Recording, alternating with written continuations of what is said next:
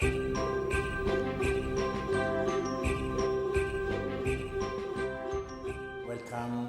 for this talk. I'm very happy to be with you this evening to explain a little, particularly my knowledge and my experience. I want to say, first of all, excuse me for everybody, my English is not good. Sometimes it's difficult to understand because I never studied English when I was young. I studied only later after arrived in Italy, but also when I arrived in Italy, I studied Italian. For many years, I used Italian. When I'm going to teach, I'm teaching in Italian and someone translating in English. Then at the end, I thought it's better than I try to explain in English. Because for teaching, it's very important having communication directly. But then it is not so easy because if I don't know perfect way language, what I want to say and want to show, I couldn't do it perfect way. So become dependent of language and words. So sometimes I find also a little difficult.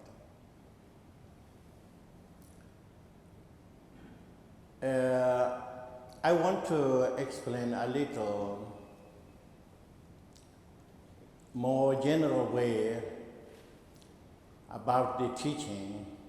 You know, already in general we have many kinds of teachings. And particularly also teachings related with Buddhism tradition. Then we consider that means taught by Buddha Shakyamuni, maybe directly Buddha or through manifestation of Buddha indirectly. So we have different kinds of teachings. But teachings of Buddhism, the final goal or real sense, most important is understanding our real condition. So that is really essence of the teaching.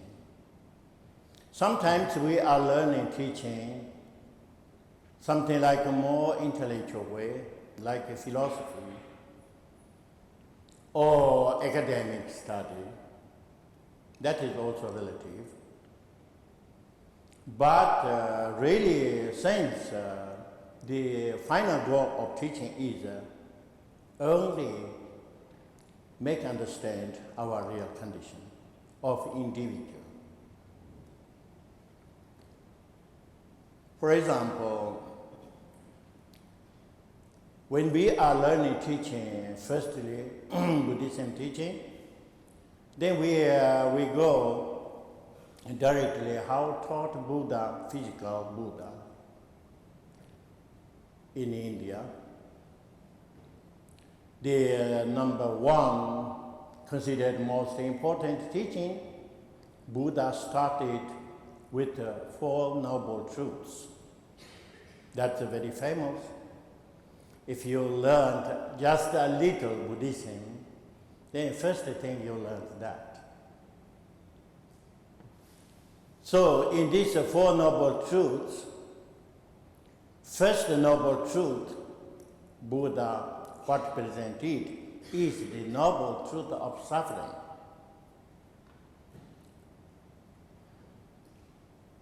So it is called the noble truth. Noble, why? Because it is universal. Everybody we have suffering. There is no exist any sentient beings not having suffering. So it's very, very universal. And also, same time, all sentient beings, no one likes to have suffering. Even beings, they don't like having suffering, but then they have not much knowledge how they can overcome. That is the root problem. In general, if we have some problems, then we say there is a solution for overcoming problem. Which is the solution? Struggling.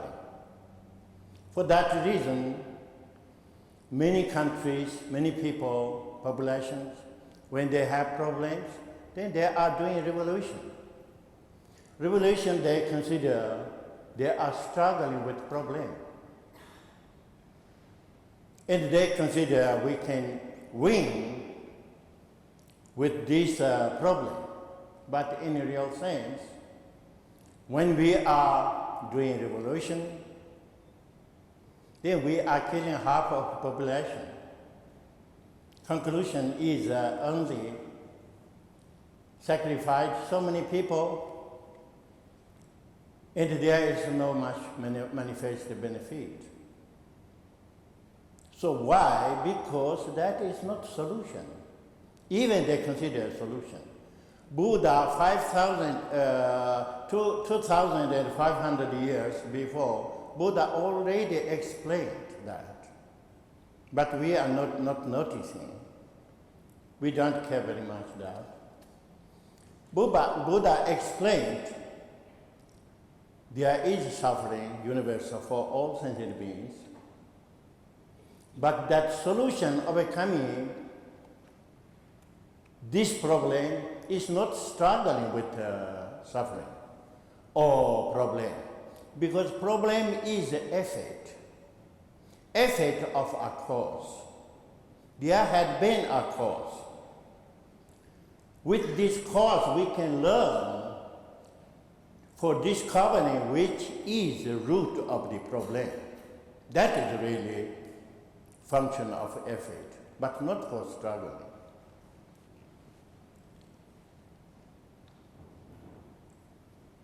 So Buddha explained for that reason. Also there is many reasons. If Buddha is, for example, explaining or teaching more intellectual way. Today, for example, people when they are following teaching, they interest more like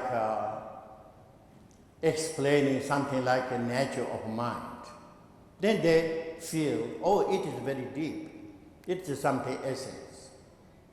If you are explaining something like suffering, then they don't feel very deep. But if Buddha is explaining, started his teaching,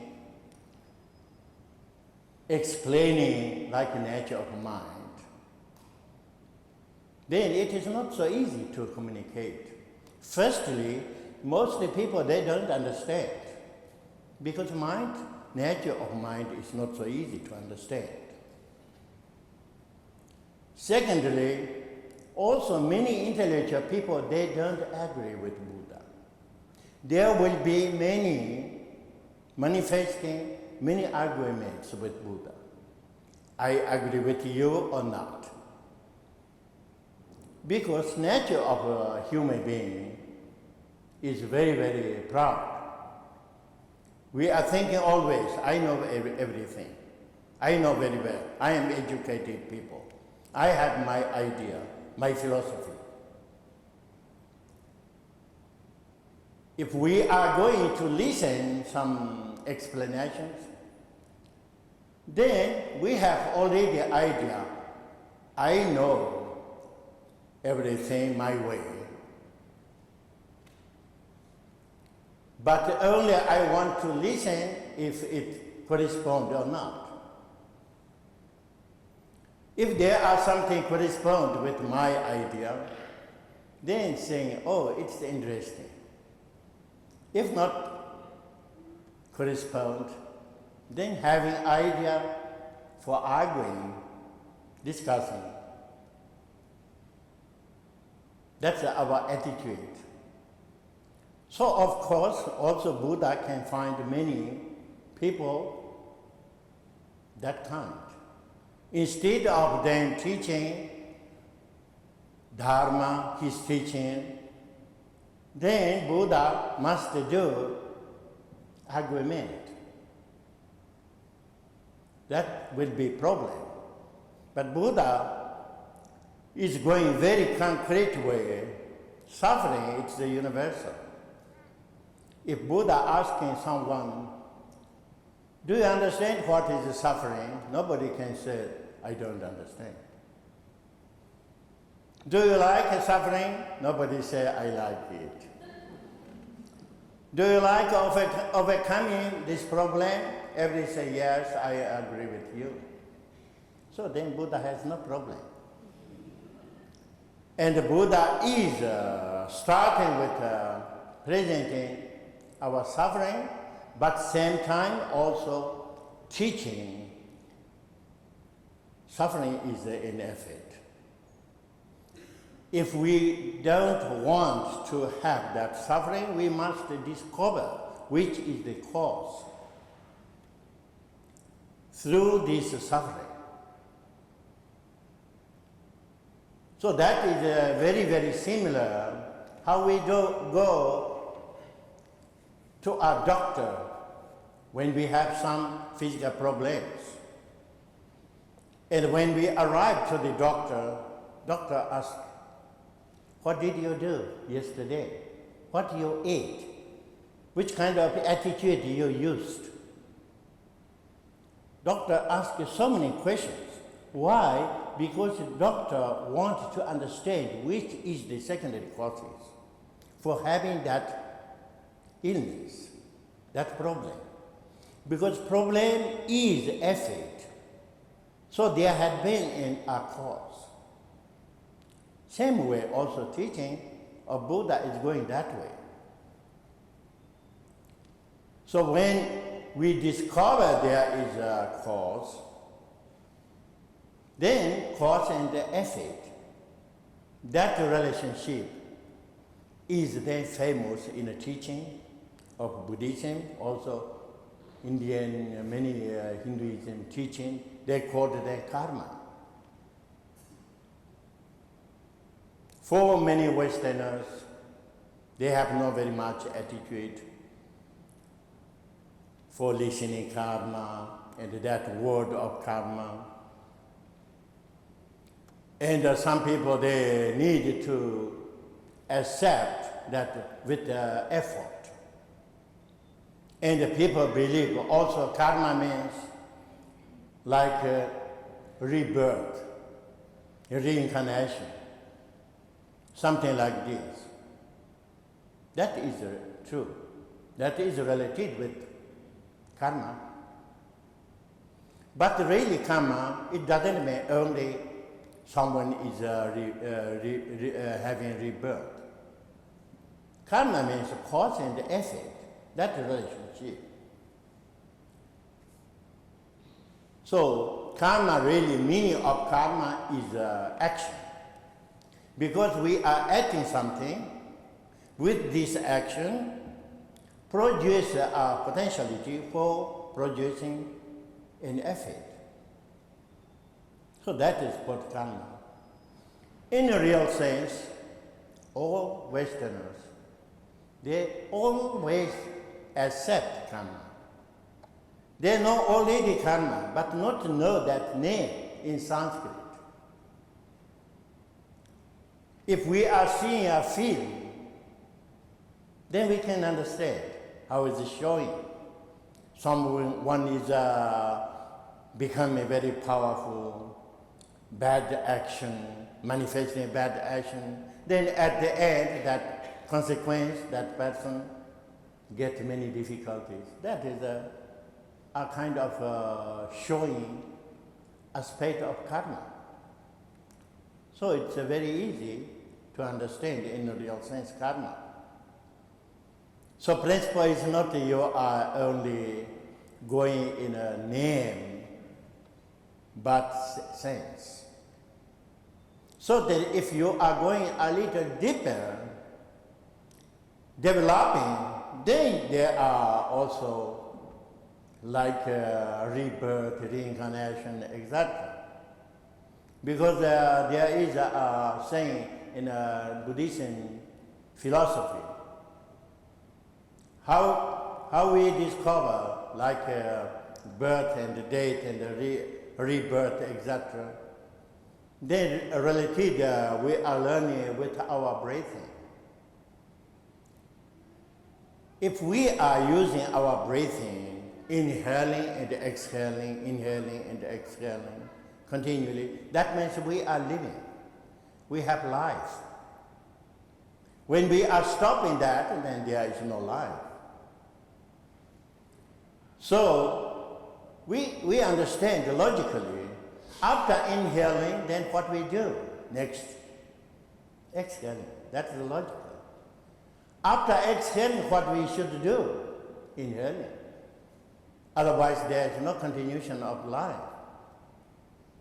So life is continuing. Same way also, action, it has such potentiality. Any kind of action. Even we are doing a very, very ordinary way. If I am making happy someone, that person feels good. And that person try to do some good things for me when that person has some possibility. If I did contrary way, that person never try to do good thing for me, but that person doesn't like to me. That is an example. That is related with the action. Action has always its potentiality, can produce. Of course, then when we are doing some actions with our intention, then we are entering in action, then we are satisfied. That means then potentiality of karma we produced. This karma of potentiality then, when there are secondary cause, manifest. Even one person, we have so many potentiality of karma, could be karma positive or negative, but not always manifested. Manifestation of fruit of karma, effect of karma, it depends on circumstance. When there are secondary causes, they can manifest. So there is a saying when explaining karma by Buddha, how we did our past life, then we observe present our situation. That means our present condition is a production of karma, potentiality of past life. How will be future our condition?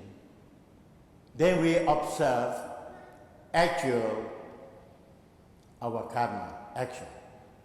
That means actual we have potentiality or possibility also purifying all negative karma, potentiality of negative karma. Or if we do contrary way, we can accumulate more negative karma. So if we produce many negative karma, of course, then it has its consequence.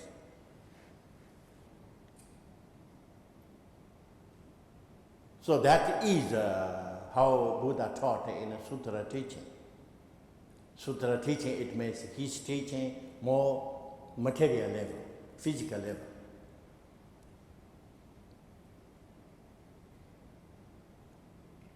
So we are in general then trying to understand how is then cause and effect and how it related with our condition.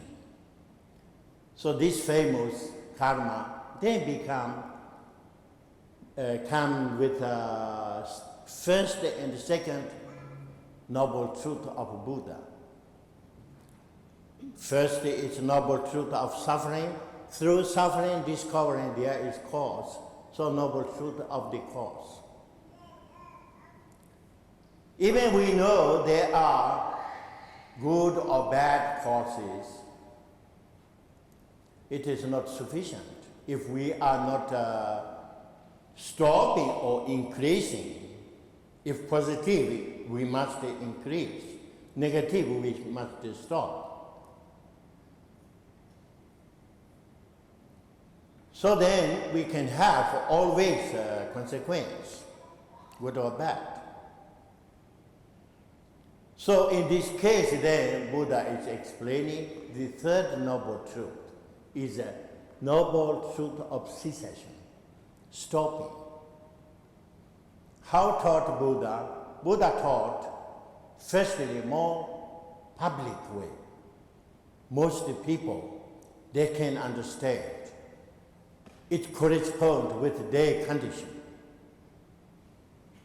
Then Buddha is giving teaching. If we don't want to create negative karma, then we take a kind of responsibility for controlling our existence. Our existence of body, speech, mind. Body and our energy level and mind. Because these three existences are our actual condition. Composed of these three, body, speech, mind, is a person. So we are knowing that. Then there are possibility to control. And then Buddha is giving teaching, for example, 10 virtues. That means we are not doing with physical way, for example, killing sensitive beings, except bad actions with physical body. And also, we are not lying or insulting for other people with our voice. More energy level. And also, we are not thinking bad things or increasing bad intentions, except with our mind. So then there are kind of rule how we control our existence. So these are very, very popular or public teaching because everybody can understand why we should do that, because explained already. We need to stop not committing negative actions. So which way we can stop? Then controlling our existence. That's very simple. Even a person has no much deep knowledge or capacity, high capacity, but these kinds of teaching can understand. So Buddha taught that way. And then, way of stopping negativities, there are many also possibilities, different possibilities. For example, controlling our three existence, that is very, very normal way. But if someone has a little more capacity, not necessarily then always going to limit our body and speech and mind. But we can go to the root. Root is mind. First, mind is thinking and judging and acting. After that, we are following mind. We are distracted with mind and thoughts. And then we enter in action. and we produce negative karma. There is no way we can produce really potentiality of negative karma and thought, thinking or judging.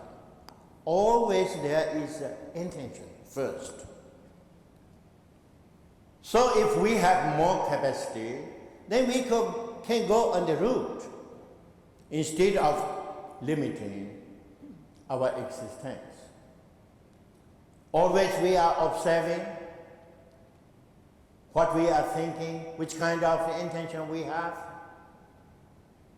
When we have bad intention, immediately turning in good intention.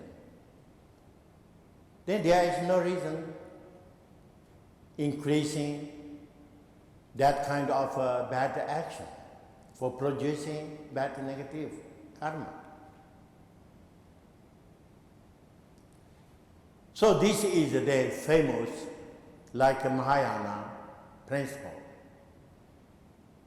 When we are going mainly controlling body, speech, mind for not committing negativities, this kind of teaching, how Buddha taught, more official way, firstly, is called Hinayana, minor vehicle.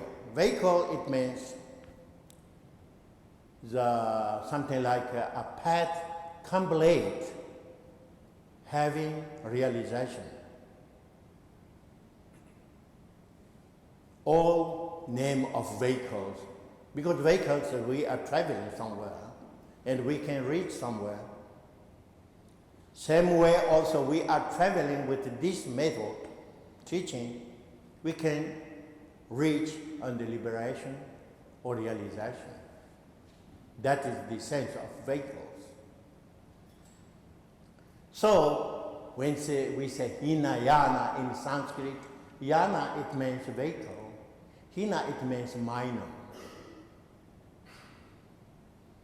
So minor because that person who are applying or following teaching is remaining limited way, limited our body and speech and mind for not creating problems. So this is minor way. When we are not remaining only limited way, if we need, also we apply that method. But when we have capacity, then we are going to the root, controlling our mind. In this case, we are no more dependent of only limited rules.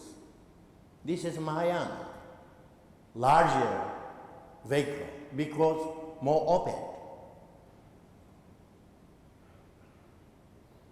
So in general, many people, they have idea and they say, Mahayana means they have infinite compassion, Hinayana has no that.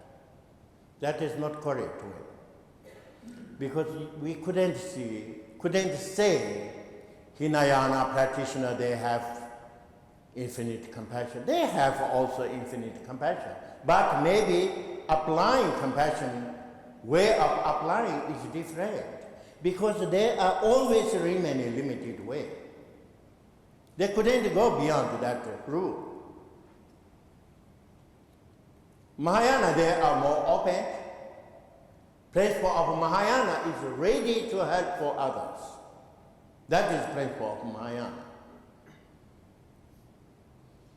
Principle of Hinayana is not creating problems for others, for controlling their existence. So this is different. But both are teaching of Buddha. Buddha taught different way because knowing there are different capacities. People who has capacity to go in a route, in mind, controlling our mind, they taught like Mahayana teaching.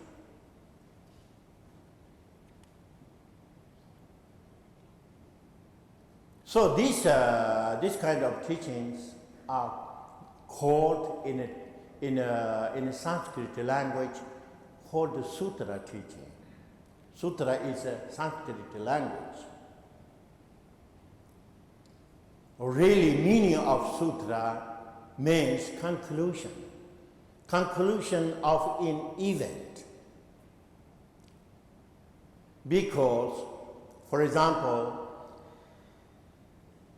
at the time of Buddha, then Buddha is going somewhere, or someone is inviting Buddha someplace.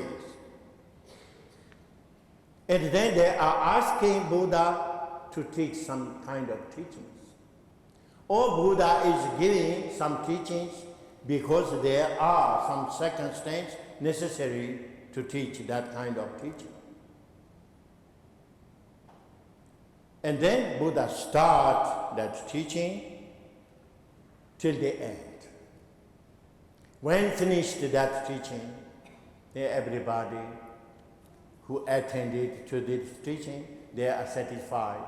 They in the sutra is saying, not only human being, but also like Deva and Naga and different kinds of beings present, and all they are very satisfied. They are thanking Buddha. So that means conclusion of that event of teaching. So this is one sutra.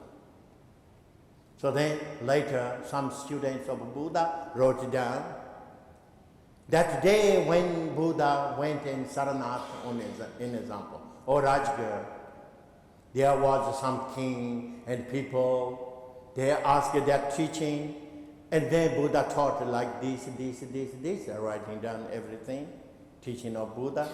At the end, everybody, they are very satisfied and finished that sutra. So this is one sutra. There are many this kind of sutras. So all teachings, sutras followers are, they called Mahayana or Hinayana. So these are related, then different capacities. Also between sutras and sutras, also Mahayana sutras, not always say Buddha is repeating one thing. But Buddha is teaching also how is the circumstance, how is the desire of people. They wish. The Buddha teach different way. So there are many kinds of teachings. Not exist only saying this is a teaching of Buddha, universal teaching.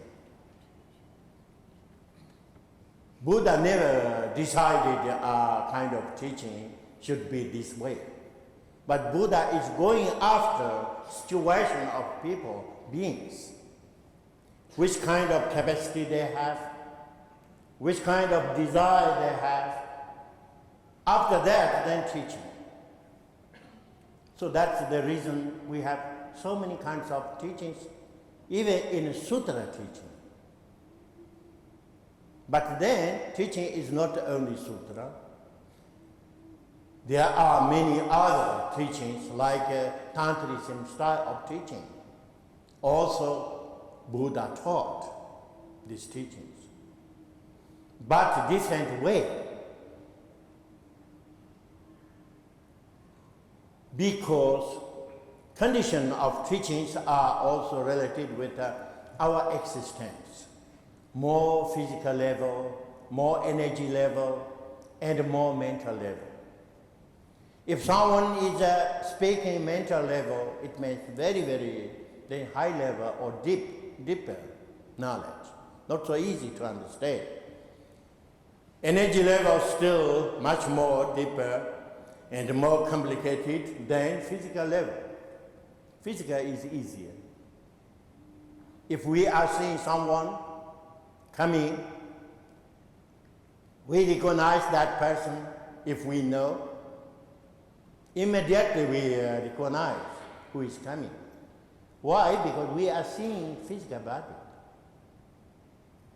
Physical is something concrete. We can see, we can touch. Also Buddha physical is just like a teacher of actual teachers, they are teaching to students. Same way. Buddha explaining in a language by his mouth and tongue, and other people, they are listening. For seeing Buddha, not necessarily you need a kind of a particular power or potentiality. You can meet just like a person. You can have contact with Buddha at that period. So this is called Buddha physical. Also teaching is related more physical level, controlling our body, speech, mind, etc. So Buddha, the fourth noble truth is called the noble truth of the path. So then the path, it depends on all capacity, condition of beings, so there are many. In the Sutra teaching like Mahayana and Hinayana. And particularly then, like the Tantrism teaching, is related to teaching more with our energy level, not physical level. So teaching of Buddha also, like Tantrism teaching, Buddha didn't taught this teaching or taught physically, but from manifestations. Manifestation of Buddha with Buddha's qualification of wisdom, not physical level. So in this case, also it is not so easy to receive ordinary people, because ordinary people, we couldn't have capacity to see essence of elements in example. What we can see elements, for example, fire, air, water, everything is physical level.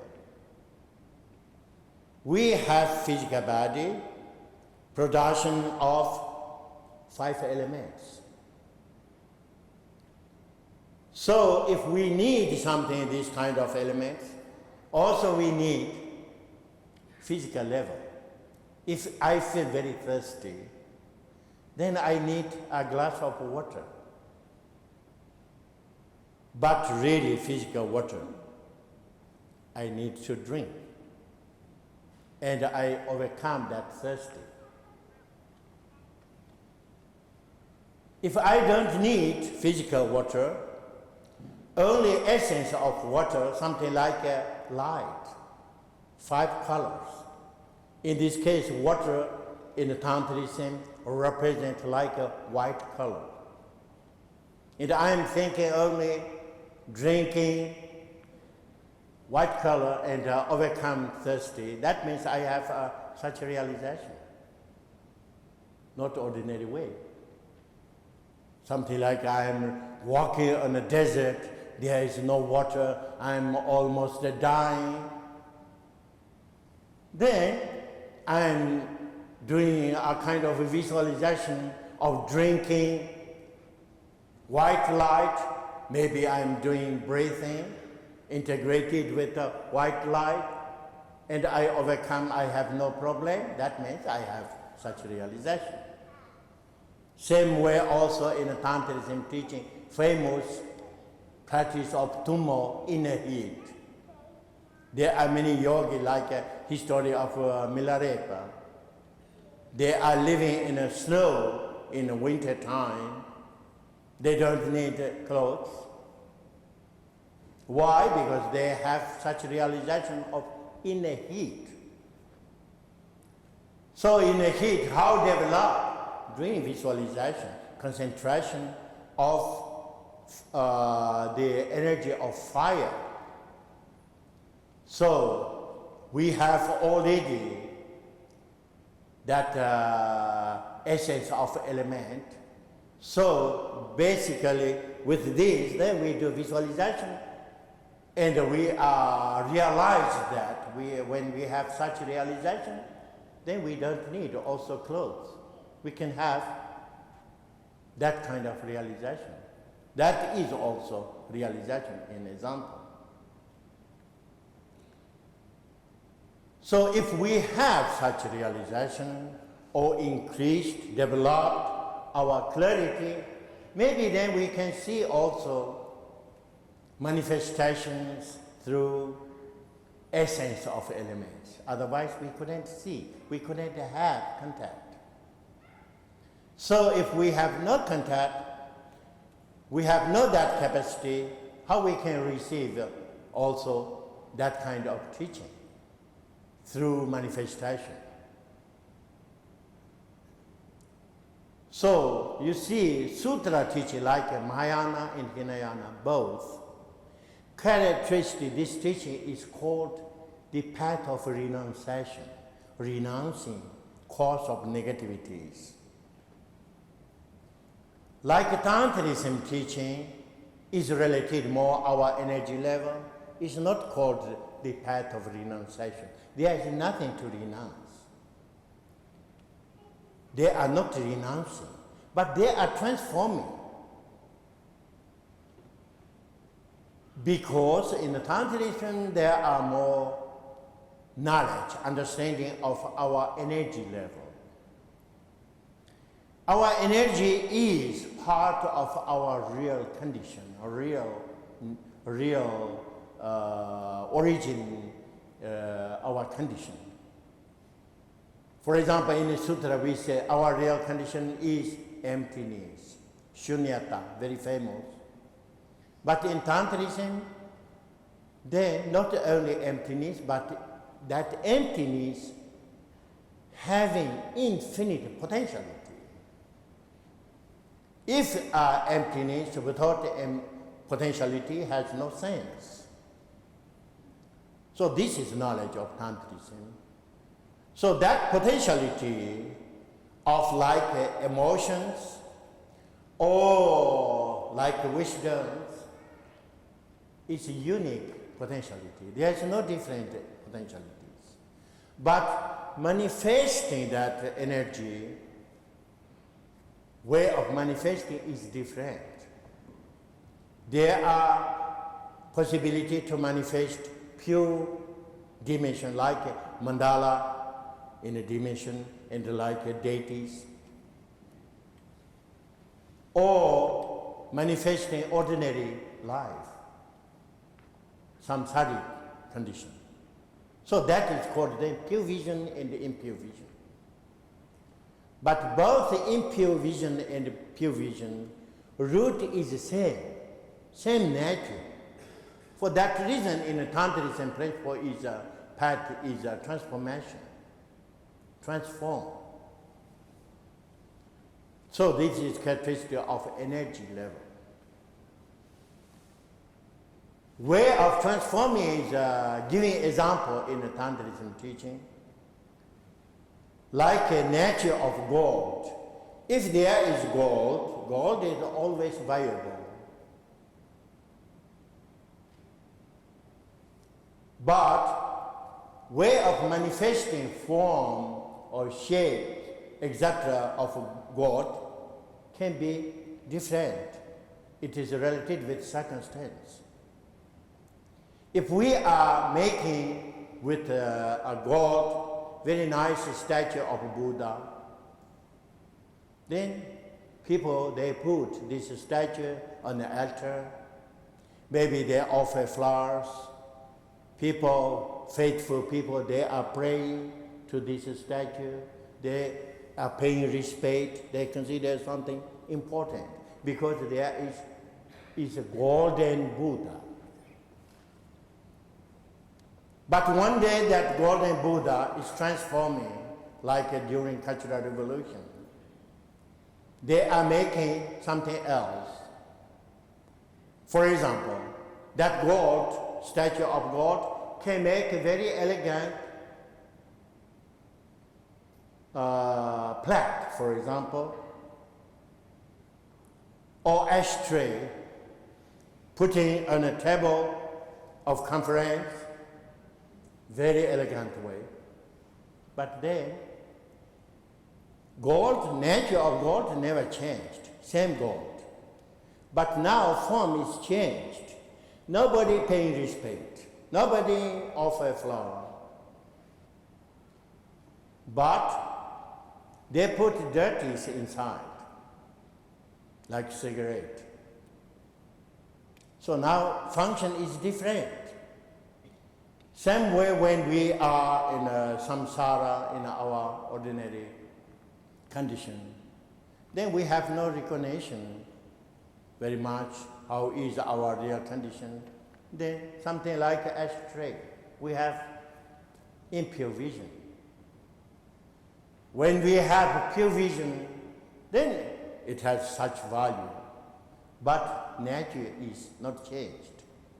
For that reason we say 5 aggregations, they transforming or manifesting 5 dhyana Buddhas, pure aspects. 5 emotions, in general, considered something negative in our condition, manifesting or transformed in 5 wisdoms. But nature is always same. So this is principle of transformation. This is characteristic, the path of Tantrism style. It is related with our energy level. So also teaching how taught, teacher even taught Buddha Shakyamuni, but Buddha never taught Tantrism, this kind of transformation path directly, physically, but taught through manifestations, transformation. In example, you see very famous teaching, Kala Chakra. There are many teachers, they are giving initiations of Kala Chakra. So who is Kala Chakra? Considered Kala Chakra is Buddha Shakyamuni, but not directly Buddha Shakyamuni. Buddha Shakyamuni transformed, manifested different way.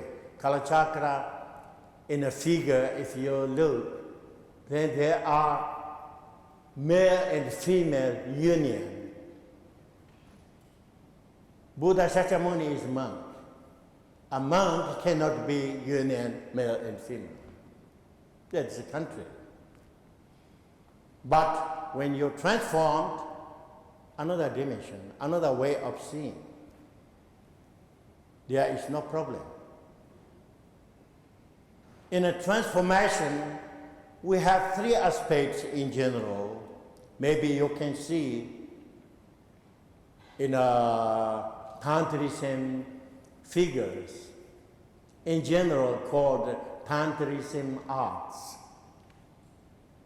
but not really arts, that's the relative. All Tantrism figures are for presenting, for having idea how we can be in a transformation, in a pure dimension. For example, we have ordinary dimension in our condition. We have mountains, trees, rivers, lake, ocean, houses. All we have this kind of a vision. This is a normal vision, samsaric vision. But when we are transforming, we are not remaining in this kind of a vision. We transformed another dimension, that is called dimension of Mandala. So all transmission in Tantrism, they presenting how we transform our dimension in a pure dimension. They presented different mandalas. In that dimension of mandala, there are many manifestations of deities. There is one main deity, and then many surrounded that deity. What it means? It is not a collection of many enlightened beings together, but only dimension of one person. We have our consciousness, that is manifesting main deity. And then we have different aspects of our functions. For example, we have 5 aggregations, like a form, like sensation, etc. And also we have 5 elements. We have consciousness of senses. We have organs of senses.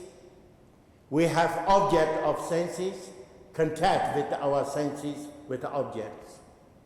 And then all these are different kinds of functions. Any kind of a function which we have, they in a manifestation, manifesting, personified like deities. That is related with our real condition. So this is called then manifestations of deities. So for having that realization, then in a transmission of Tantrism, then presenting like a figure of Mandala, figure of deities, how it looks like, and we are entering in that dimension and transforming our existence in that pure dimension. And particularly we have 3 emotions, root of all, like attachment, like anger, and like ignorance. Ignorance means we have no sufficient clarity. So these 3 for transforming. Then we have also manifestation figures of deities, 3 aspects. Peaceful for transforming ignorance. Wrathful manifestations for transforming anger. Joyful forms like Kala Chakra, Hevajra, etc. for transforming our attachment, etc. So we are applying that methods, then there are possibility to have that realization. So this is characteristic of the path of transformation. All these are related with our condition of energy level. And then we have also teachings more related with our mind level. Of course, that means then we need more capacity in this case, because energy level, even we couldn't see, we couldn't touch something like the physical level, but we can feel through vibration, in example. But mind, condition of mind is very difficult to understand. If we are observing a face of a person, what that person is thinking or feeling, directly we couldn't understand. Only we are looking at that person, how manifested physically, joyful or sadness or something. Then we imagine maybe that person is thinking or getting a condition something like this, because manifesting physically something like this. So you see, mind is very complicated. But of course, mind is more important than energy and physical level. In a teaching of yoga, like Yantra Yoga, there are many movements and positions physically for controlling our energy. And when we control our energy, then there are possibility also getting in a condition of mind, or we can control also mind. So there are explanations, giving example. Mind is something like a king who governs the nation. Or mind is just the person who are on a horse. So, person who are on a horse, then guide that horse where want to go. Horse is not free. So then, giving example, that person is on a horse but couldn't walk, have no capacity to walk by him or herself. That is an example of mind. Mind is something like this. It's dependent of horse. Horse can walk quickly, but also giving example like a blind horse. That is something like our energy level. Our energy level has no capacity to go or to do something by itself. Always dependent of mind. How mind order, then ready to do that.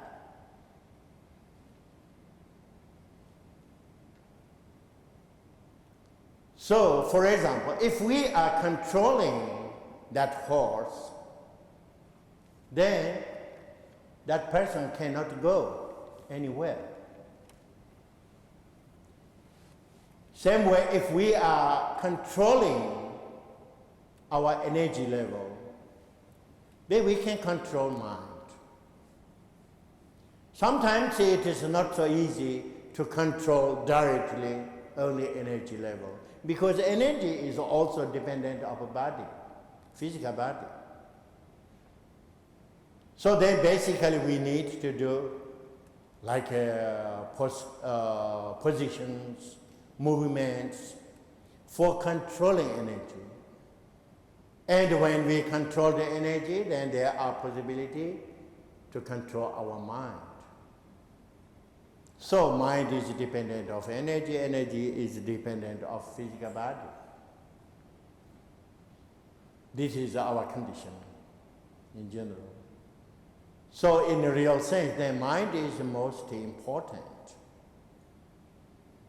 If we have capacity to go or to get in a condition of mind, of course we can have also more capacity having a realization. So for that reason, in a teaching, we considered teaching related more with mind directly is more high level, but same time that person who follow need more capacity. Capacity, it doesn't mean always having a kind of realization. In this case, capacity is very relative. For example, when we are learning our teaching or method,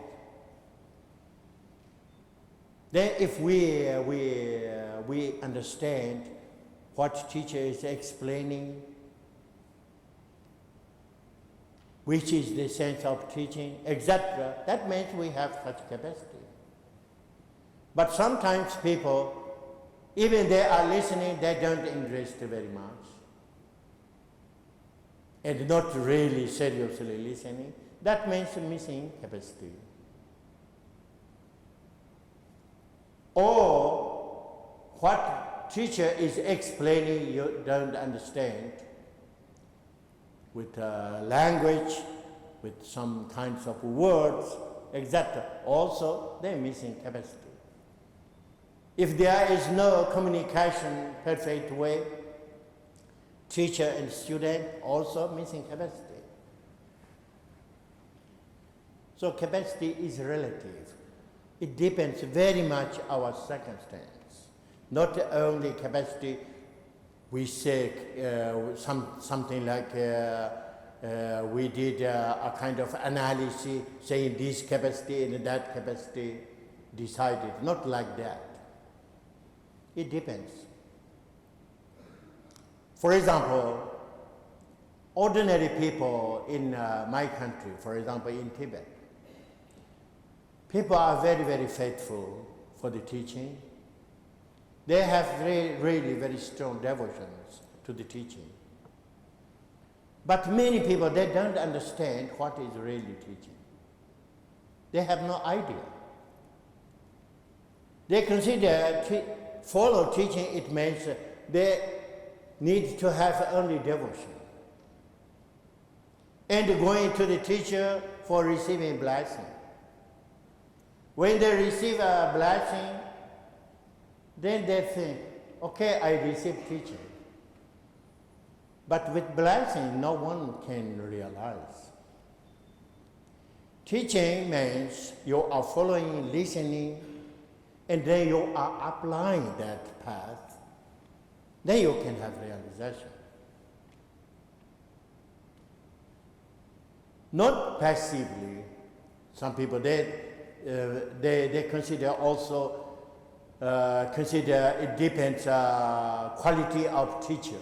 Someone says, oh, there is a teacher, enlightened being, totally enlightened.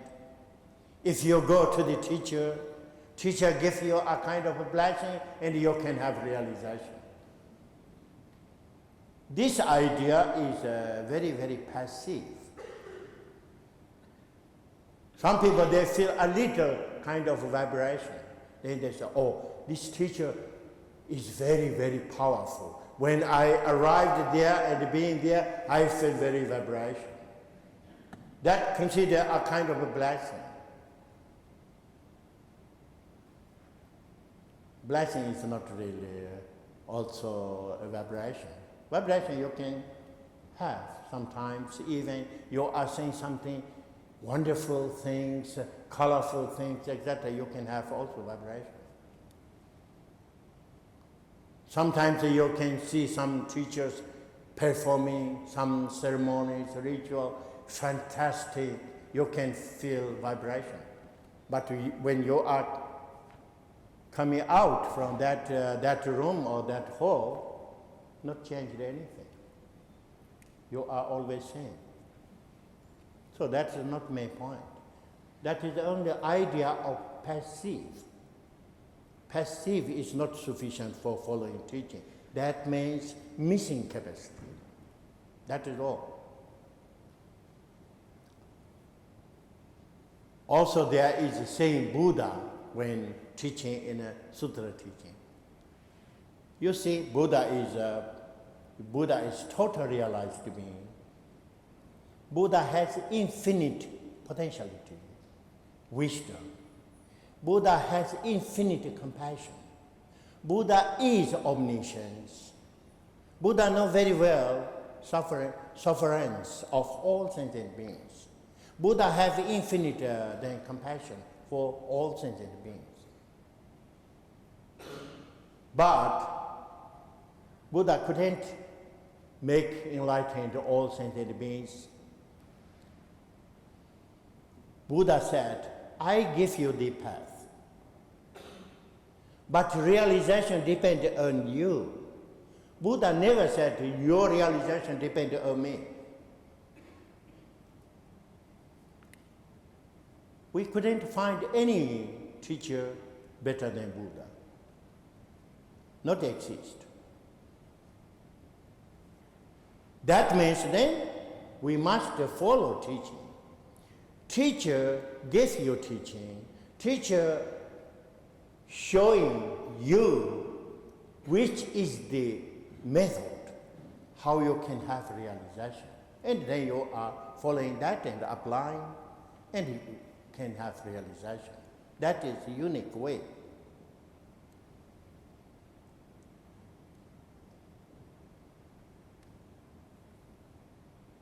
So, we must not be passive.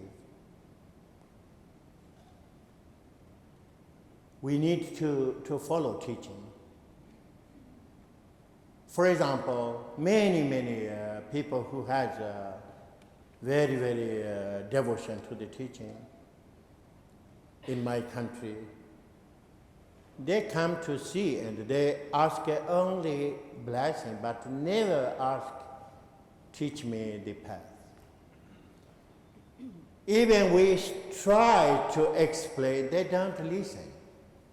They don't interest. So that means they're missing capacity. So it's very important to understand what it means, capacity. Capacity is very relative.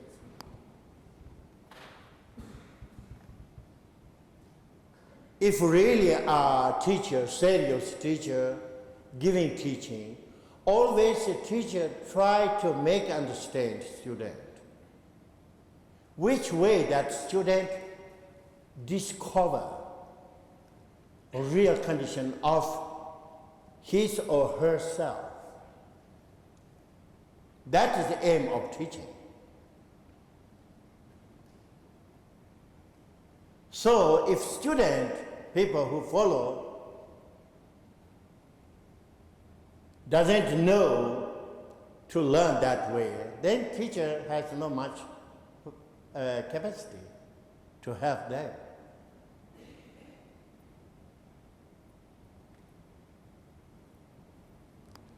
So teaching is really in a Buddhism tradition. Teaching is something like that. Particularly, teaching related with mind.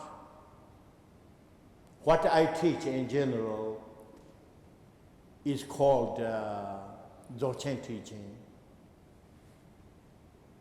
Is a teaching related directly with mind. What it means, Dzogchen? Dzogchen means a total perfect state.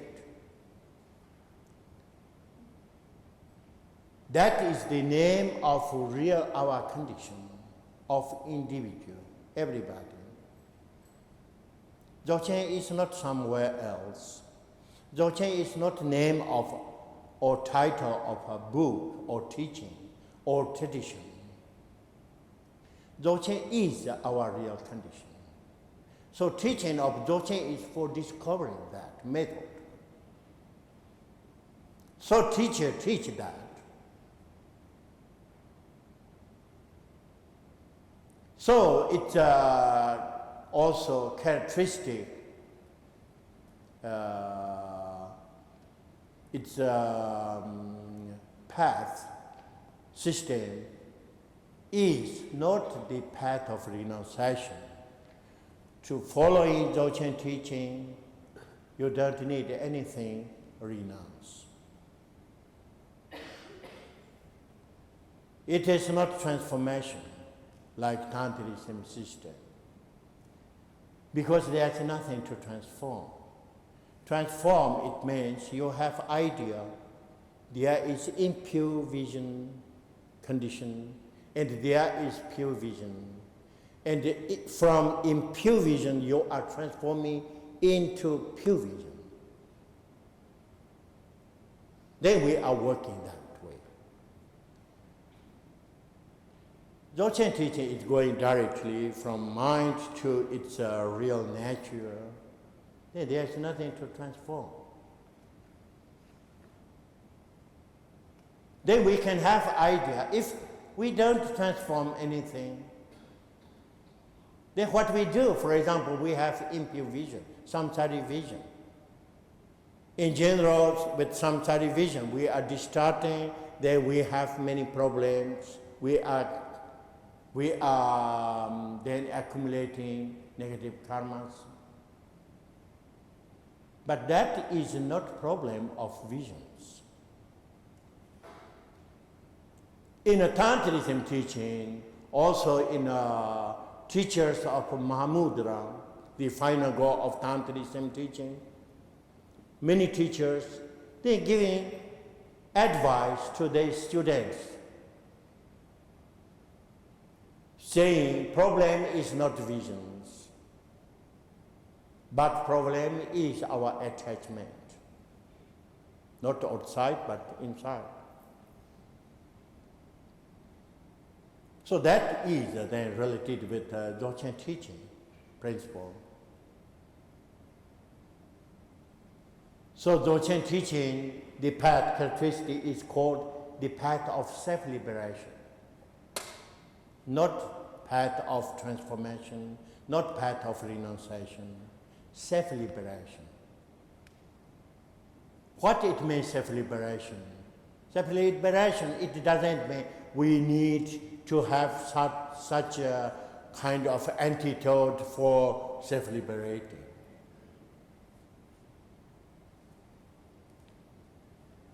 Self-liberation, it means how is just our real condition. When we discover we are being just in that state.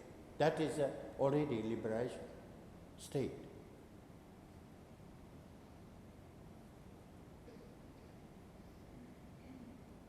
So we are giving example in the Dzogchen teaching of self-liberation, example of mirrors. If there are some mirrors, big or small, any kind of mirror, when we are looking in a mirror, we can see our face. Also in the mirror, we can see all circumstances, what they are, objects, people, everything, reflections in the mirror, we can see. That means mirror has infinite potentiality of manifesting reflections. Why we say infinite potentiality? Because in a mirror, we don't need any program. Not like a computer, in example. In a computer, there are many things that appear, but everything is programmed. In a mirror, we don't need any program. In a second state, which kind of object or things, there exist all these colors, forms, shapes, everything is suddenly, instantly manifested that reflections. Also no need something like a painting, developing one by one everything. So that means then infinite potentiality. That infinite potentiality of mirror is qualification of mirror. So same way also individual, everybody, we have infinite potentiality. We have similar mirror, also our qualification of infinite potentiality. Of course, not the same thing. Mirror is only example.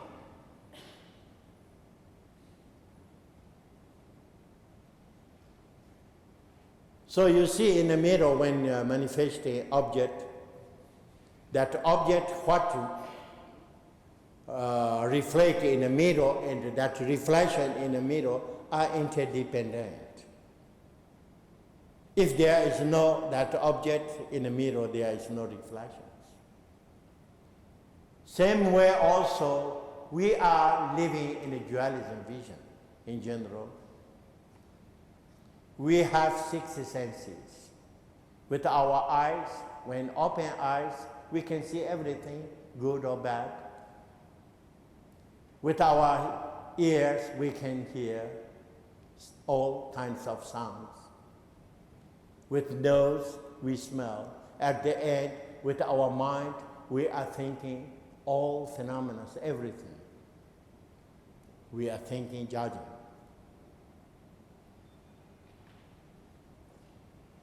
So we are not enjoying seeing or hearing all these freely, but we are immediately falling in a dualism vision. If we see something, object, it can be very nice, like a nice flower, colorful, or something ugly. Then immediately we enter in a limitations. We are thinking, if something nice, oh, how nice, I like it.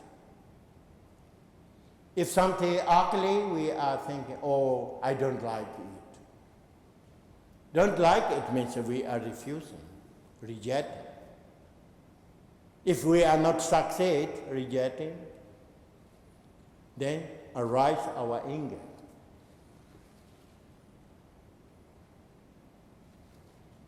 If we are thinking it's very nice, then we create attachment.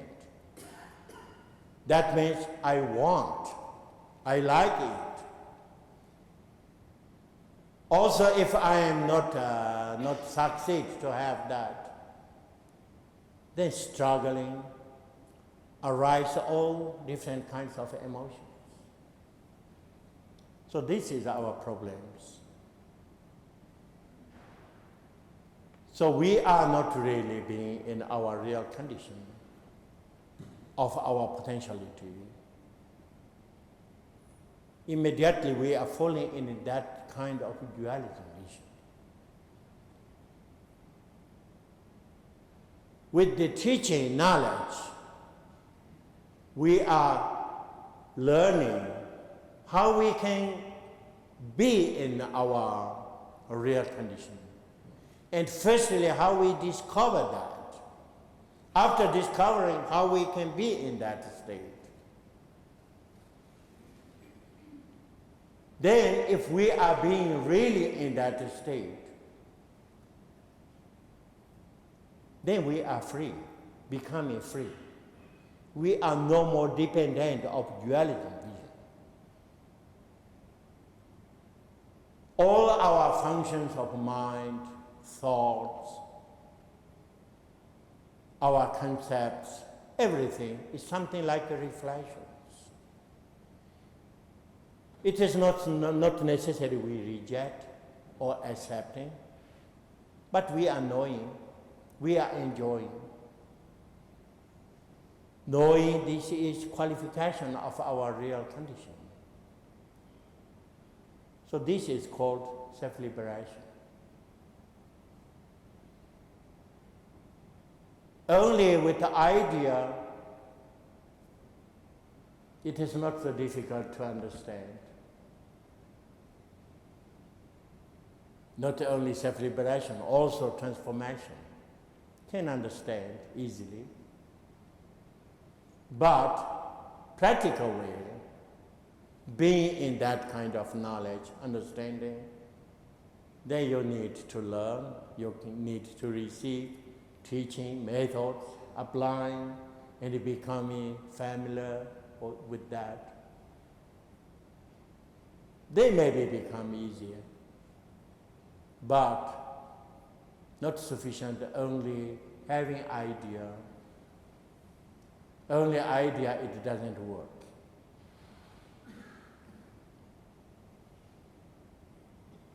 I give you an example. When I was in the university, one of my friends, a professor, he said, how you transform in Tantrism when you are angry? Then I explained. First we receive initiation, method, how we transform in a wrathful manifestation. And then we are applying that. That means we are entering in a pure dimension and manifesting in wrathful form like Vajrapani, an example.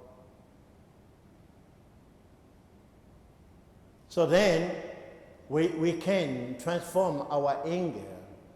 If I am angry, agitated, that feeling of energy transformed in a manifestation of Vajrapani.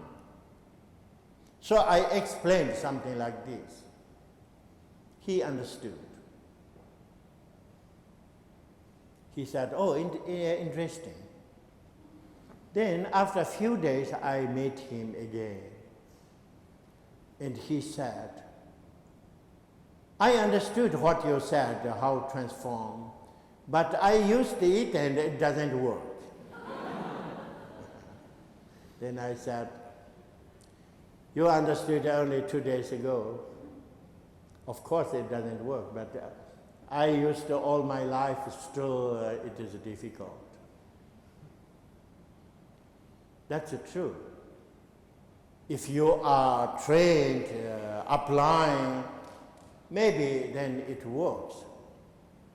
But the practical way, working concretely, you need such practice, becoming familiar with these methods. Not sufficient only having idea.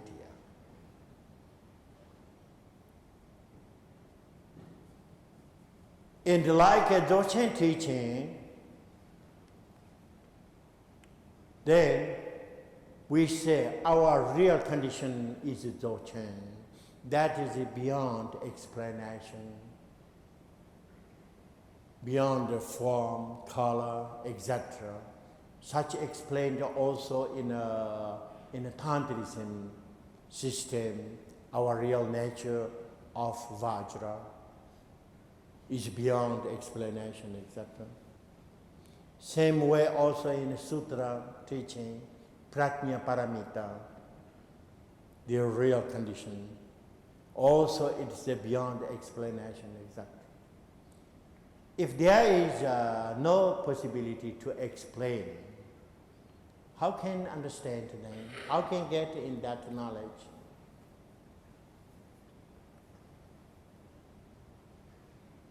So, teaching, like Dzogchen teaching, is related with transmission. Transmission, it means transmission of voice, oral transmission. Teacher is explaining what is Dzogchen, how we can get in that knowledge, etc. That is something related with our voice, our condition, and also with our physical level. They're giving transmission of symbol. For example, using example of mirror. Mirror is a material level. That is the only symbol, that is the only example. People can have such idea with mirror, reflections. Then how we can get in our real nature, just like the nature of a mirror. Not like we are looking in a mirror, but we are being mirror. And then we can understand. So these are explanation with oral explanation with symbol. But then main teaching, transmission in the Dzogchen teaching is called direct transmission.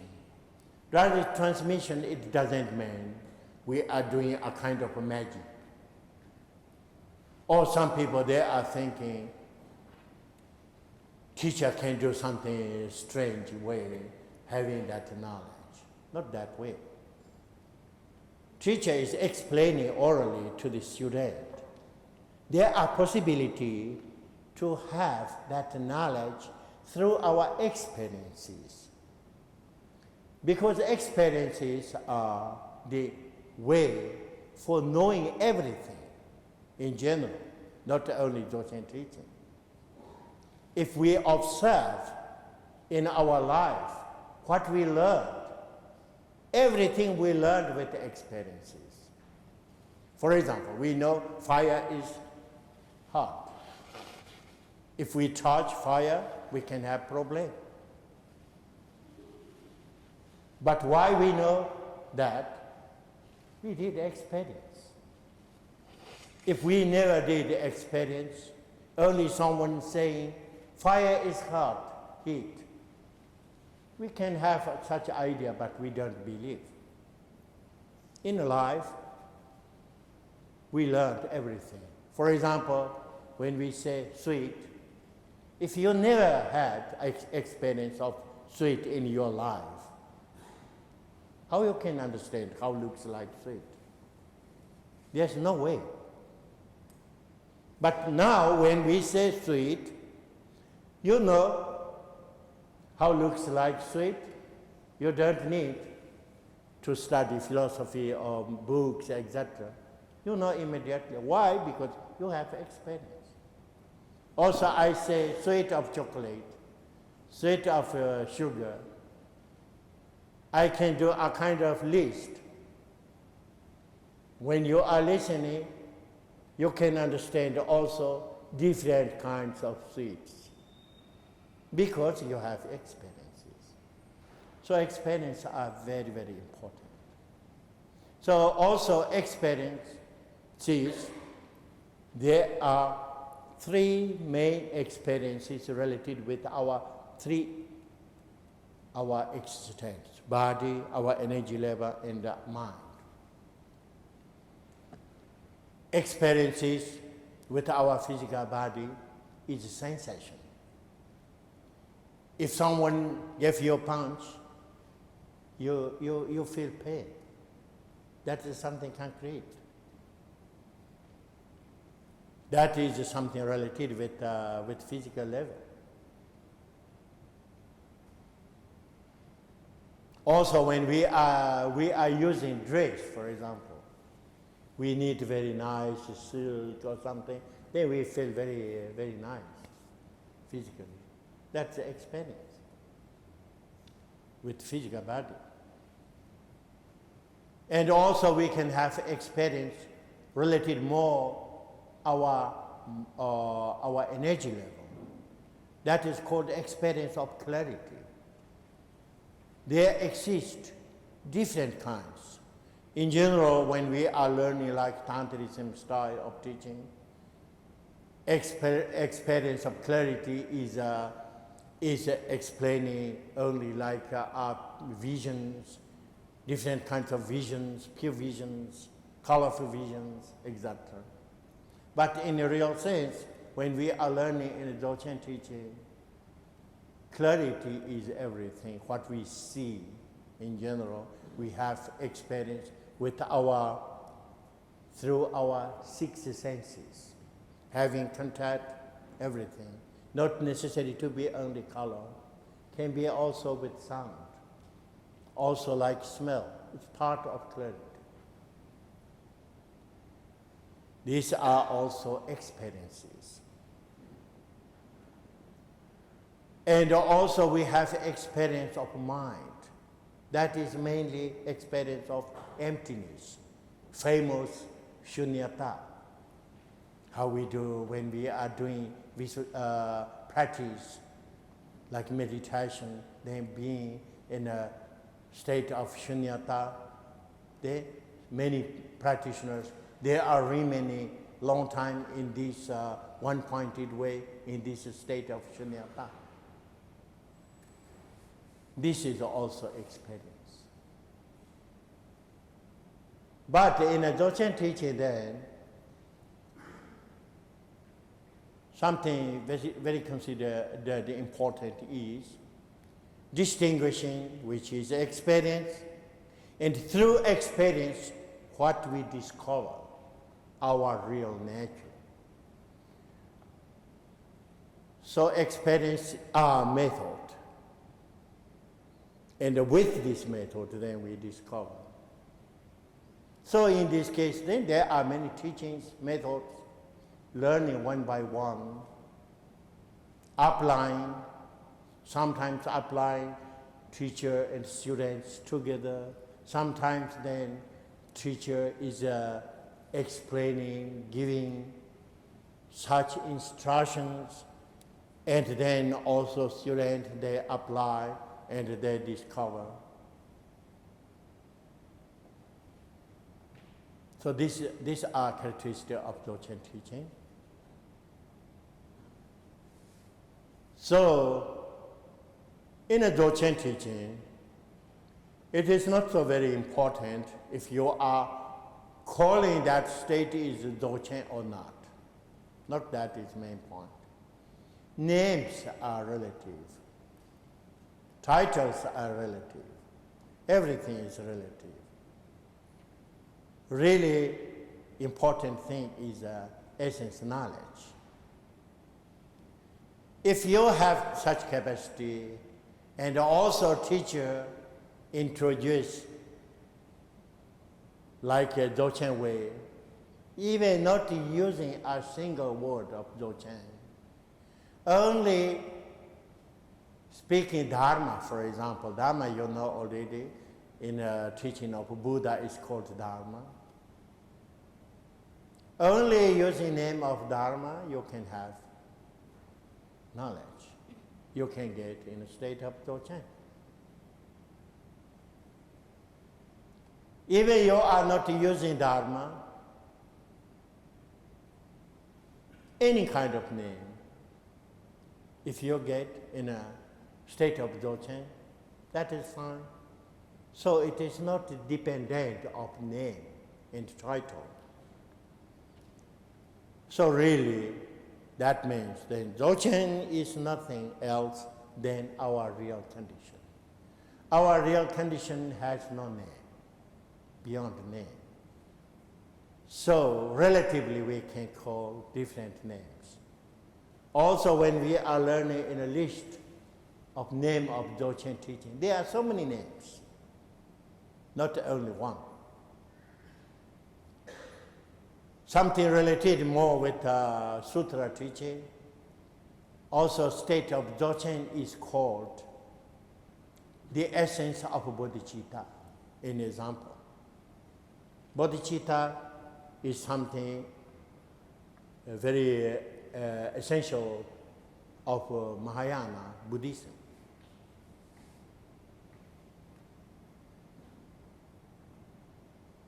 So that means we don't need very much to go after names, but in a sense. So this is what I teach in general.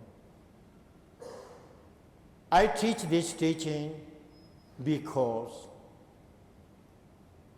I myself, for many years, when I was young, studied Buddhism teaching, tried to discover or get real essence of teaching. I learned Sutra teaching, Tantrism teaching, with many teachers belonging to many traditions. But till I met one of my important teachers of Dzogchen, I didn't get really essence of teaching. And that moment I discovered really essence of teaching, how we can understand and how we can get in that state. Before I have always idea, I know very well Buddhism, I know very well Sutra and Tantra, because I studied many years. I never thought I don't know, I am being in a knowledge. But then with Dzogchen teaching, the last my teacher, then I discovered all my knowledge I constructed with my intellectual idea. And when I'm starting to discover the essence of Dzogchen teaching, then everything is collapsing. So that is a very important experience for me. And when I started to teach to the people, then I started to teach Dzogchen teaching. Because I know most of the people who are following teaching, they're interested to understand the real sense of teaching, and they're interested to have such kind of realization. In this case, then, I feel Dzogchen teaching is something very important. And also, when I have possibility to communicate people this teaching, I am happy. Not because I want to convert people or change people. There's nothing to change in the Dzogchen teaching. That is not the aim of Dzogchen teaching.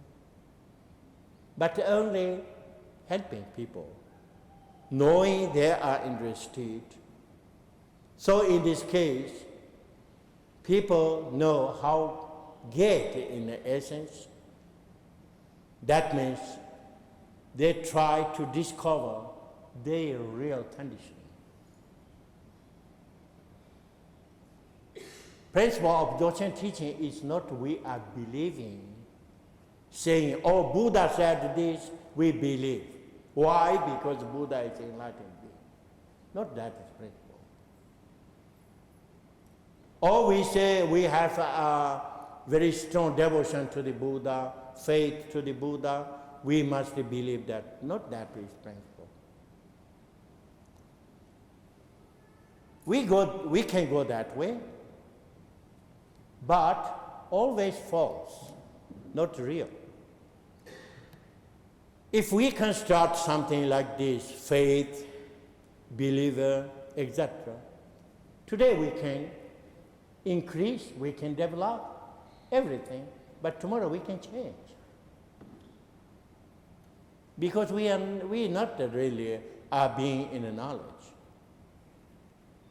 So what we need is, in the Dzogchen teaching, we discover. Discover means something very different from we believe something. I told you, for example, we discover how it's sweet with the experience. When we discovered something, there is nothing to change. And that method for discovering, that is teaching. Teaching is related with teacher. Everything in this case, then, you can understand it has also value. Maybe you can have faith. Maybe you can believe. But that's another way.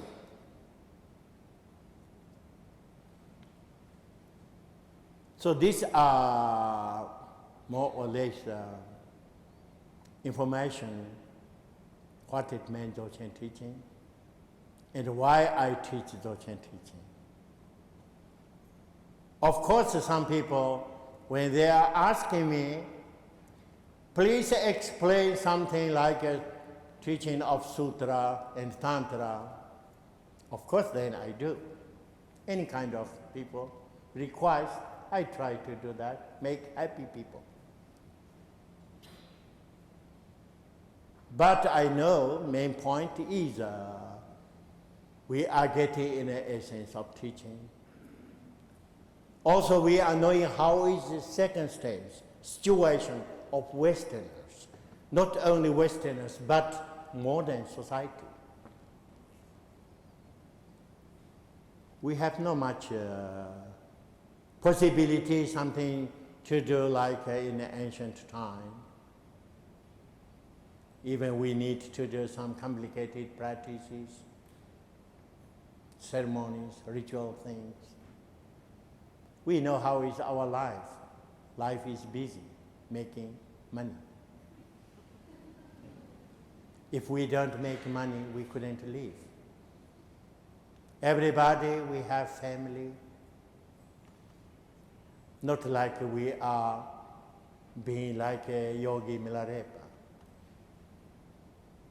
It's not so easy. Some people, there are possibility to do like this, but not ordinary people in general. So we must understand how is our situation, and we should work with our situation. In this case, then Dzogchen teaching is very, very concrete. If we have such knowledge of Dzogchen teaching, then we can integrate in a daily life. Dzogchen teaching is not asking anything you change. Never ask you should do something this way or that. There is no any rule in the Dzogchen teaching. So some people, they say, oh, Dzogchen teaching is very nice, I like it. Why? Because there is no rule. That's true. In the Dzogchen teaching, there is no rule. But when there is no rule, you are responsible. That's more difficult. Not so easy at all. but we can learn. Because in the Dzogchen teaching, what we should learn is we are becoming ourselves responsible. Even we have small child growing up, how we educate in a Dzogchen way, we try to make understand that children slowly they are becoming responsible of themselves. When they are growing up something like 10 years, 11, 12, then not we are going always controlling child. Not we are educating child is always dependent of ourselves. But we make understand they learn, they are being responsible. Of course, then we ourselves also should be that way, what we should learn. We are knowing time is passing. We are trying to be aware in that time. We do our best in any circumstance, not always distracted. There are many things for increasing possibility of being responsible of ourselves. So these are more or less Dzogchen teaching, essence of Dzogchen teaching. So I hope you are satisfied. What? What is the fourth? Four Noble Truths. Yeah, Four Noble Truths. The first is a Noble Truth of suffering. Second is the cause of suffering. Third is the Noble Truth of cessation, the cause negative. And the fourth is the path, different kinds of paths for stopping. In general, there are many Noble Truths, explanation, many books, more intellectual way, doing many analyses. They sometimes become also complicated. But if you go in essence, it's not so difficult. It's very, very related with our condition.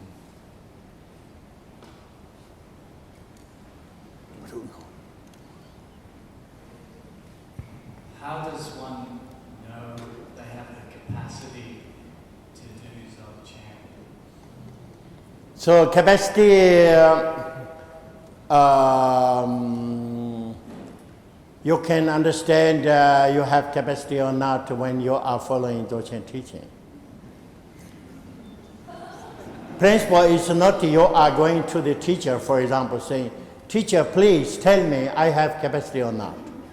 That is not solution.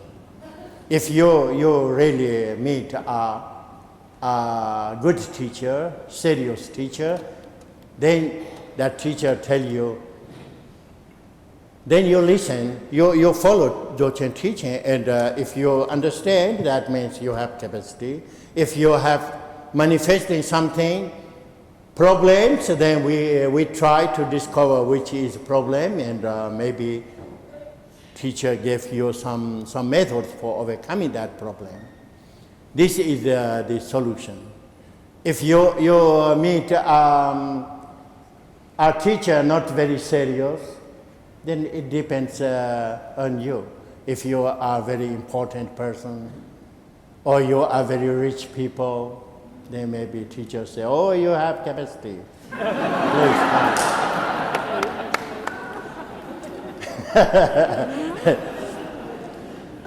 In general, in a teaching exist two different ways. Traditional way and more going in a sense of teaching. Traditional way is more related with gradual system of teachings. Gradual system, all in a real sense, is connected with how is our normal vision of people, also condition of our society, because we believe everything is a more gradual way. For example, if you are going to study in a university, you go in the office of university, say, "I want to study in the university." they ask you immediately your diploma. You should show diploma if you have. If you have no diploma, you couldn't go in the university. That diploma is a relative system of graduate, because if you have a diploma, that means you started with elementary school, middle school, etc. Otherwise, you couldn't have diploma. So then you couldn't study. University never say, we check your capacity, and then if you have sufficient capacity, then we give possibility. So this is a graduate system. So most traditions, they apply all methods a gradual way. And many, like Sutra style, they consider also gradual way is a unique way, but not true.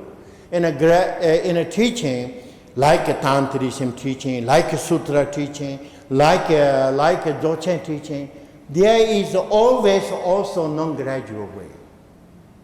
Always there is a possibility. For example, in a Sutra teaching, you see graduate system and non-graduate like a Zen tradition. That is not gradual, but Sutra system.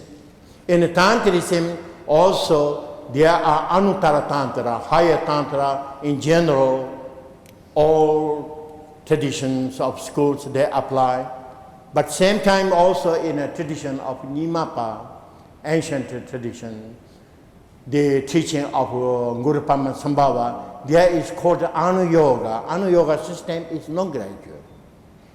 Same way also in the Dzogchen teaching, many teachers more related with Sutra system and Tantrism system, then they are presented also gradual way of doing practice, Dzogchen, like doing preliminary practices first. If you didn't do preliminary practice, you never receive main teachings. But that is not really Dzogchen way. Because the Dzogchen, really essence of Dzogchen teaching, how presented the root teacher of Dzogchen teaching in our approach is Garab Dorje. Garab Dorje, essence of all Dzogchen teaching, presented three statements. Three statements is saying direct introduction and no remaining in doubt, and the last is when you have that knowledge and you are integrating in that state. This is the three statements. So the Garab Dorje's statement is 3, not 4. If it is really necessary to do a gradual way, then he should say, first statement you do preliminary practice. But there's not exist.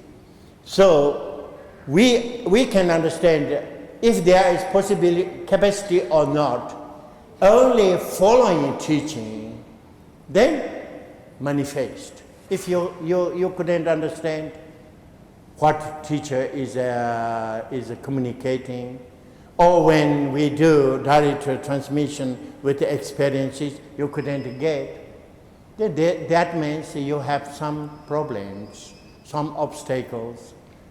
In this case, very useful, you talk with teacher gives you advice, because teacher has more experience than you in this case. So this is the way.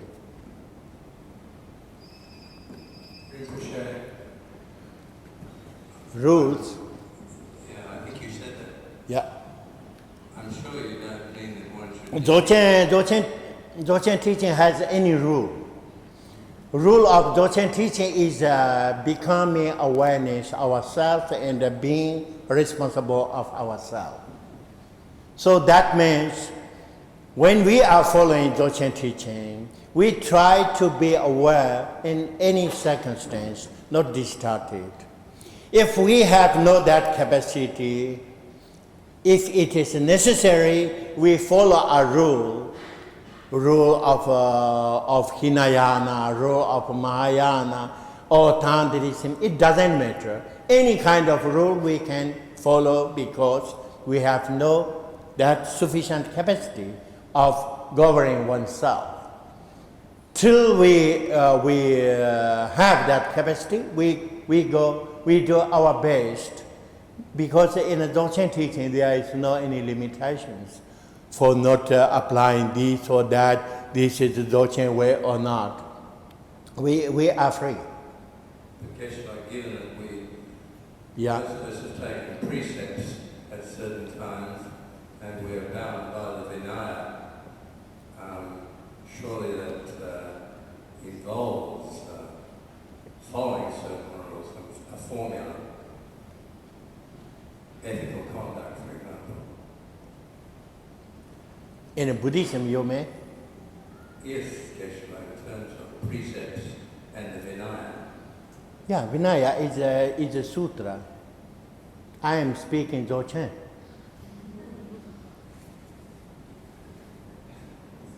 We are speaking about Dzogchen, rule of Dzogchen.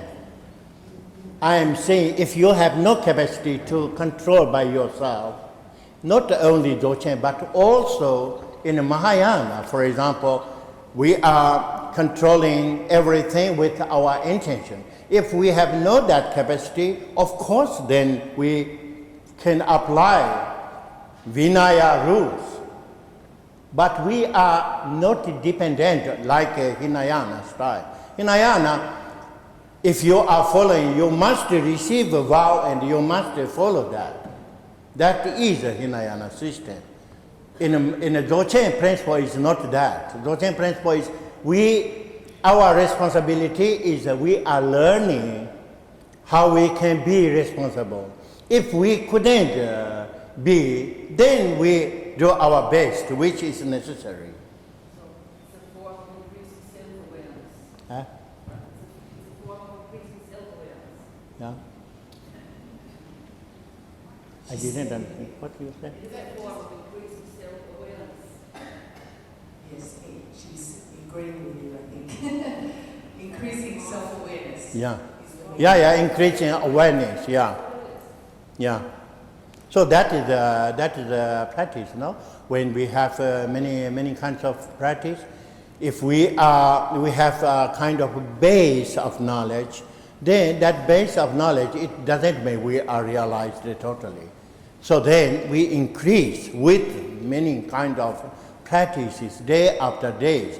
Then at the end we can have all capacity or possibility to integrate our body, speech, mind, all dimensions in that presence. I think maybe I'm not sure if I understood correctly, but you seem to talk about the path being about self-responsibility. But what I didn't catch was what kind of practices does this path do that one is self-responsible for? What kind of practices?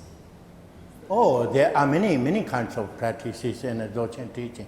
Your practices you can learn different way. How I said everything is related with our three kinds of experiences. Practices are related with that. But mainly practice is number one, most important. If you have a base, you are being in that presence. Not falling in a dualism vision. That is very important, but that means you need such capacity. If you have no that capacity, for getting in that capacity, then there are secondary practices. Many different kinds. You can learn and you can apply. But Dzogchen never limit also practices, saying you should do practice this way or that way, this is the Dzogchen way. It depends on circumstance. For example, if weather is like today, it's rain, you need a raincoat. In example, if you have raincoat, then take and you use. If there is very sunshine, something like maybe you need something for covering your head, but not raincoat. It depends on circumstance. We are living in a time, in a circumstance. In a Dzogchen, we work with circumstance, not we limit and saying, oh, this is the Dzogchen way. Not exist. So there are hundreds of different kinds of practices we can learn and which we need, then we use. I'm just trying to understand, when you say it's a non-gradual or no gradual path, to me that implies no time, and then you talk about practices, which implies the concept of time, so it's like... Gradual paths are related, I explained, related very much with our way of seeing in society, our attitude. For example, if in a sutra teaching, if I am sutra teacher, really only sutra teacher, and someone is coming to me and saying, I never followed the teaching of Buddhism, then I consider that is completely new. So then I am saying, oh, you should do then basically this or that, etc. For bringing in such knowledge, that is a gradual way. But in teaching Tantrism and Vajrayana, and particularly like a Dzogchen teaching, if I am Dzogchen teacher, and someone is coming to me and say, I never received the teaching of Dzogchen before, never followed, even something like a Tantrism teaching, but I never can have idea this person is completely new. Because this person is completely new in this life, but we don't know past life. That person come here, meet with me and asking me teaching of Dzogchen. That means that person has a relationship with teaching and transmission. Otherwise, there's no this possibility. So way of seeing is different. In this case, what I do, I don't say, oh, you are completely new, you do start with this point.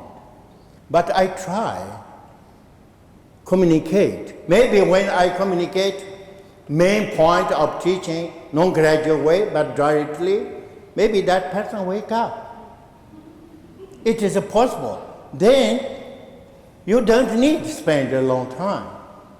But if you consider that person is stupid one since the beginning, that person has capacity and only doing practices for preparation for years and years. That person never received a main teaching. Sometimes that person can die also. Then what do you do? That means you are not really sufficient awareness. Also, Buddha said in Sutra teaching, teaching must go after condition of being, or their condition, their capacity, their wish. Not we decide teaching should go this way or that way, because it doesn't correspond. So that is the reason then, no gradual, there is really a reason. It's clear? Okay. Now it's finished. Thank you very much for your attention.